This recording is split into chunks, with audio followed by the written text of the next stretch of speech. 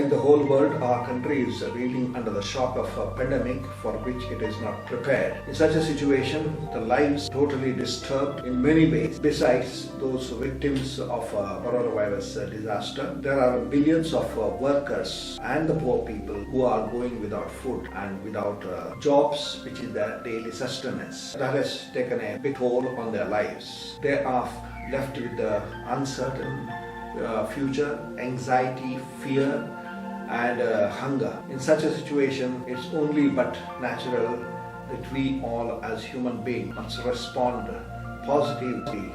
We, the Jamshedpur province too, have decided to reach out some of the people of the area, especially in the rural and interior areas. We may not be able to solve the problems of many people, but nevertheless, whatever that we do wholeheartedly and generously will go a long way. We need a lot of courage, we need a lot of determination and zeal in trying to address this problem.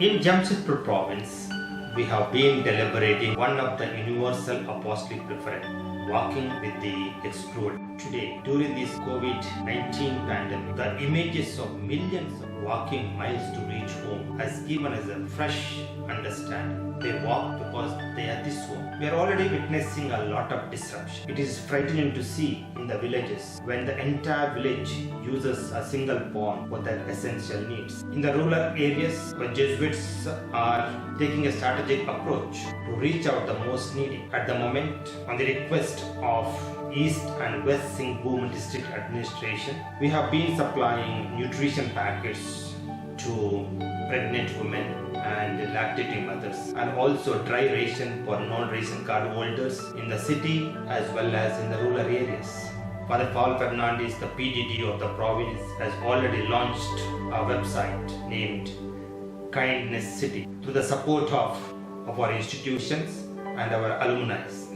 We have reached almost 3,200 households so far.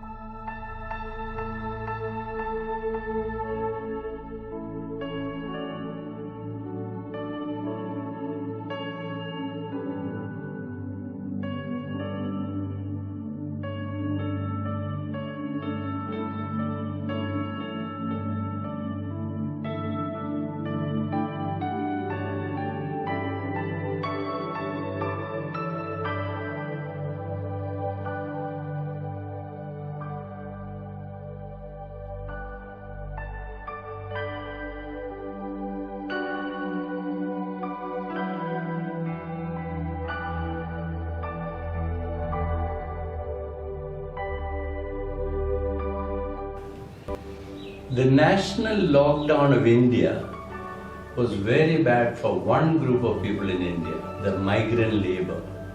And they were forced to live where they were, often in very unhygienic, crowded situations. Though some employers were good to them, some governments were good to them, most situations were very, very difficult. Not enough food, not enough hygienic conditions, not enough medicines, and they wanted to get back home, and they were not allowed. I'm happy to notice that the Indian Jesuits all over the country, along with their alumni, along with their other staff members and collaborators, have involved themselves in the relief work. I'm very lucky to be an on-the-spot observer in Jamshedpur province.